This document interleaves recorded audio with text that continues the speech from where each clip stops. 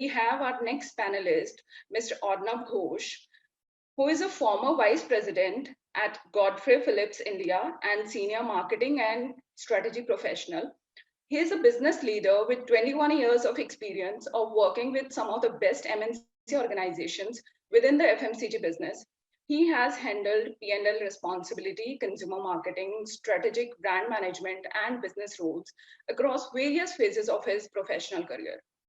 He has worked across categories like foods, food ingredients, soft beverages, spirits, and mouth fresheners, electronic cigarettes, and tobacco. Mr. Arnav has specific skill sets like understanding of distribution models, cost optimization, brand launches, portfolio optimization, consumer promotions, and leading teams. So over to you, Mr. Arnav. The audience who've taken time out to listen to all of us. I wanted to kind of bring to the table certain perspectives which I think are going to be important in a post-COVID world. And I mean, as you know, it's a world which is yet to be defined. It is constantly defining itself with news items coming in every single day, how things are changing, how things are not, stable, static. So it's almost like saying that we are in a VUCA world. And let me just put together a couple of things to kind of give you a perspective about how this world is shaping up. So let me just open a presentation and kind of take you through the main points. Okay, that's not the first. So marketing in a COVID world. So COVID world essentially is a VUCA world. And a VUCA world by definition is volatile, uncertain, complex, and ambiguous. And what all of that leads to is a decrease of trust. People don't trust each other. People lose trust. People lose faith. They lose faith in human beings. They lose faith in systems, processes. At times, they're despondent. There is a lot of mental agony, psychological pressure that comes through in this kind of a world which is uncertain and ambiguous. And within this world, the most important thing is the need for constant reassurance. It is important that brands need to constantly reassure their consumers that they're making the right choice. And unless that reassurance comes in, constantly, and it comes in with a lot of transparency, consumers are going to possibly look for better alternatives. So one of the key things that I think brands should indulge in today is brands should communicate more frequently. There is nothing like communicating less today. There is so much to communicate. And it's not just about the brand message. It's not just about your positioning. It's about the various things that go into making your brand the way it is and what it stands for. It is about where you're sourcing your products. It's about how you're value adding to those products. It's about consumer safety. What kind of safety measures are you taking in your factories, in your distribution chains, in the way that you're bringing the products to the marketplace? All of this is relevant to the consumer. And customer experiences today need to have more human connections. Now, when I say that, one of the key things that I mean by this is that, even before COVID happened, and I happened to report, I happened to read a PwC report which said 59% of consumers worldwide believe that interactions with brands were becoming more impersonal. They wanted more empathy. And that was pre-COVID times. And this is post-COVID, when empathy and caring and the need to feel that somebody cares for you, somebody is thinking about your goodwill, is far more important than what it used to be earlier. So human connections are very important, and brands need to understand that this human connection needs to come in every form of customer experience, whether it's about how you train your people on your call centers, how you train your frontline managers to interact with people. There has to be far more empathy that needs to come in. Then, of course, being transparent and building trust. I think that is the cornerstone today on which businesses will be built or destroyed. Consumers are going to choose businesses and brands based on whether they are sufficiently transparent, whether they show the kind of empathy that is required, and whether they're willing to go along with the consumer, meet the consumer more than halfway, as they have been doing in the past. So that is very vital, building trust. So that's the first part of it. What brands need to do differently, disruptively in a post-COVID world. The next thing let me talk about is opportunities. Now, what are the opportunities that are coming through? And mind you, this is not a laundry list. I mean, there will be plenty more that will come through. I'm sure a lot of changes are happening just as we speak. And therefore, it is imperative for us to be constantly on the lookout for what changes are happening in the consumer space day in and day out, whether it is through ethnographic studies, whether it is through understanding social media posts and how consumers are reacting to various things around them. It is a situation of constant discovery for marketers. But having said so, some of the opportunities that have revealed themselves is that in a VUCA world, I think big brands will become bigger. And the reason why I say that is because, you know, big brands, large brands have built that element of trust that I spoke about in the last part of my this thing. So it is important that in a space where consumers are feeling slightly fragile, they're going to kind of move into trusting brands which they have trusted in the past, which are tried and which they know have stood by them in the past. So essentially, big brands are going to become bigger. That's what I feel. There will be an increase in health and hygiene categories. And that goes without saying. We've seen the hand sanitizer category going from literally nothing to where it is today.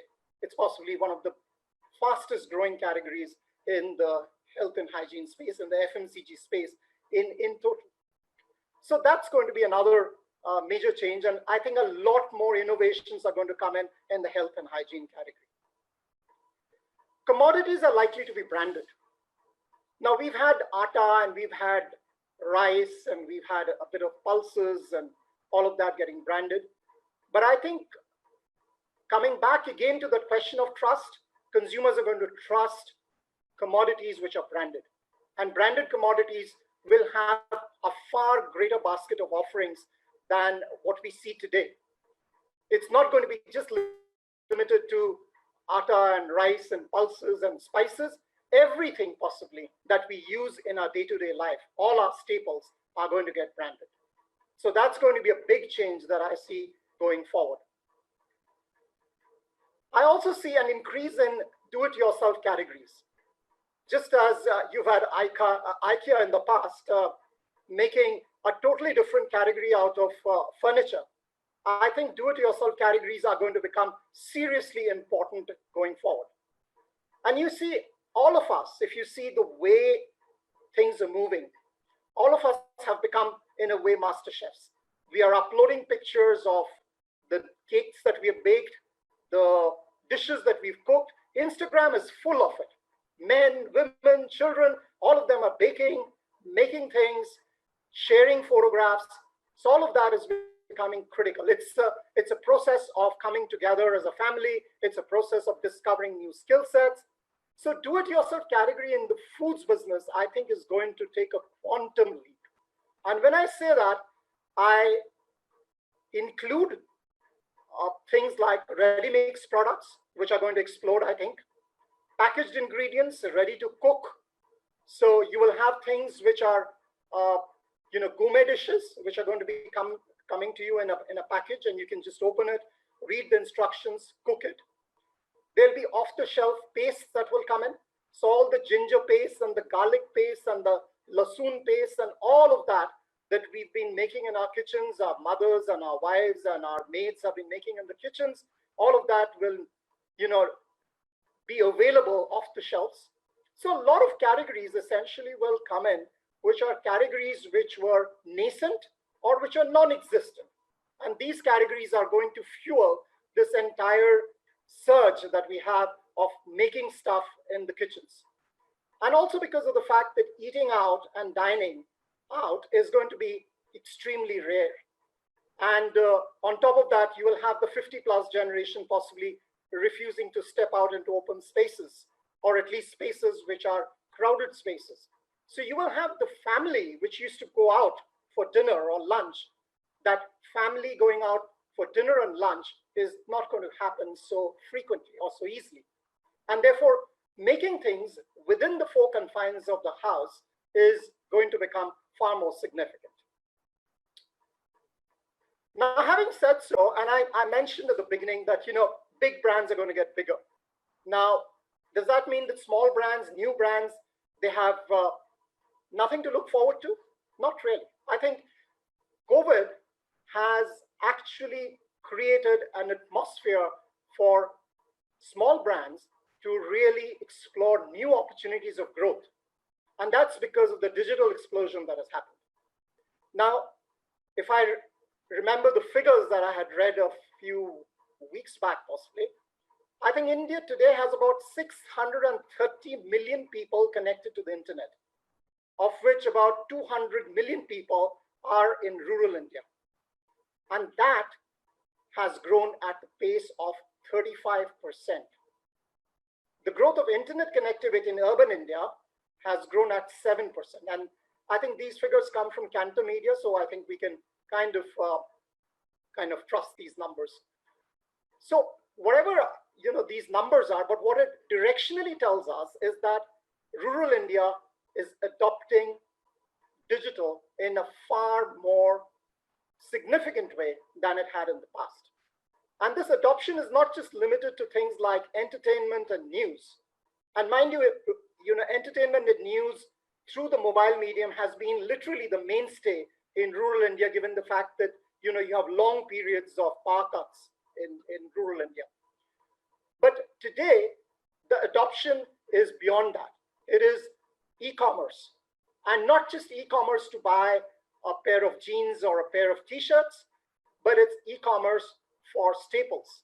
It's e-commerce for necessities. And therefore, this brings in a huge opportunity for small brands.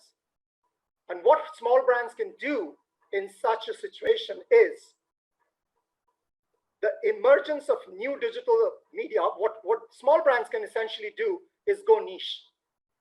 And when I say go niche, what I mean is that you don't need to compete with the big fish. You don't need to compete on a pan-India basis. Go hyper-local, go local. Find flavors, food items, necessities, discretionary items also, which are relevant to small pockets, niche pockets in the country, and cater to them. These are not going to be relevant to large players because the sizes might not be so relevant. The scale might not come in. But for smaller players, this can be a potent field of play. And therefore, smaller brands with the emergence of digital and with the emergence of payment systems, which are getting adopted, this is where they're going to find a lot of impetus going forward. The other segment that I see benefiting from the explosion of digital and payment system is the 50+ generation. This generation earlier used to be reticent about using online mediums. They were not very comfortable with making digital payments. They were not very comfortable ordering on the e-commerce platforms. Today, that is changing. So this huge 50+ generation, which is there in urban areas, in semi-urban areas, is a potential space for new products and new brands to get launched. And that's, again, another serious opportunity. The third thing that I wanted to talk about is media. And that's undergoing a significant change also. I see a second coming for television. And I see that because, when you are not getting out of your house so frequently, television becomes the glue that binds people together. And we've seen this with the retelecast of the Ramayana. The kind of TRPs that it has generated is mind-boggling. Nobody had ever thought that this would come again. For a serial which was done sometime, I guess, in the mid-80s or the early 90s, huge. So television, I think, is poised for a second coming. And FMCG brands which can use this effectively, which can use the medium effectively with messaging that is tailored to understanding consumers' needs and perceptions, they will find this to be an interesting play. Does print go digital? Big question. I really don't know. This has been debated about in the past. When Kindle had come in sometime in 2011-12, this was something that had come through. But that was on a usage perspective. But this today is based on the fact that there is going to be a lot of apprehension about touching things. People are not going to be comfortable taking up the newspaper in the morning because they don't know how many hands it has passed through. So therefore, there could be a reticence in terms of subscribing to a newspaper in the format that we've been used to, in the physical format that we've been used to. Possibly, print can go digital in a big way. Audio branding. I think personally that this is going to be a likely disruption. And why so? Simply because, you know, with so much of screen time that we're spending, that we're using up, there is a lot of screen fatigue that is coming in. And we are constantly glued to our screens, whether it's a laptop, doing our Zoom meetings, doing our Microsoft Team meetings, whether it is working on the computer, whether it is checking social media. Our usage of the screen has become significantly higher than in pre-COVID times. And therefore, we need a break from the screen. And audio branding possibly is going to be a likely disruptor. And audio branding could include jingles, it could include content on audio, it could include ambient sounds which remind you of a brand, neuromarketing which involves audio branding. A lot of stuff could happen around audio branding. Experiential marketing likely to face its biggest challenge. And I think you know, brands which use experiential branding and marketing in a big way, especially in the space of alcobev, and the space of say products which use you know, experiences to kind of bring the brand message alive, they'll have to rethink the entire score in terms of how they're going to be using experiential branding in a situation where you will not have people coming in and taking part in an event or in a fashion show or in a live kind of a situation. How are you going to bring that whole experience to the drawing rooms? That's going to be a big, big challenge. Luxury brands, huge challenge for luxury brands. And if I remember what I'd read a few days back, I think Star TV is working on a model which they think is going to be able to replicate to a large extent for the viewer on television the excitement of watching a cricket match in a stadium. I don't know how they're going to do it, but they seem to be very serious about it, and they seem to have a solution which they think might be working, even if cricket matches today get played in empty stadiums. So that's going to be a big disruption if it manages to come through. On a similar note, virtual reality and augmented reality can see increased salience. Now, these are nothing new. It's not that virtual reality has never been tried. It's not that augmented reality has never been tried. But it's not really caught on in the way that we thought it would. It's not been the game changer that we thought it would be. So the challenge today lies in how to make this into a communal experience. You know, wearing a HoloLens and watching something is one. It's almost a solo experience. You cannot have 10 members of the family sitting together with HoloLenses, you know, trying to capture the same excitement. You know, it's not possible. It just doesn't work that way, the way it works on television, possibly. So how do you make a live experience experiential? Big challenge, but I'm sure there will be work that will happen in this space. The next thing that I wanted to talk about is how is it that new categories which will come through are going to benefit out of this post-COVID scenario.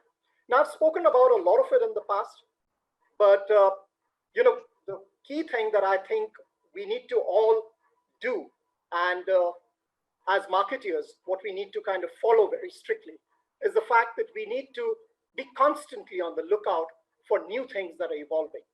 It's going to be a space which is constantly going to be in the churn. And therefore, for us, it is going to be a constant effort to figure out what's the next big thing that's going to catch on. And it's not always the next big thing needs to be the next Snapchat or the next TikTok. That's not the next big thing I'm talking about. It's the next big trend, which is yet to evolve, which is still simmering underneath the surface. And how does that impact consumer experiences going forward? Thank you. That's all that I had to present, and I hope that it's been of some help. So over to you, Suman. Thank you, Mr. Odnav. Thank you for giving insights into this VUCA world. This is truly a VUCA world. And you said that human connection is going to be very, very important. And we all are waiting to see that what kind of new category of products or new category of platforms that are going to come up after this particular period is over.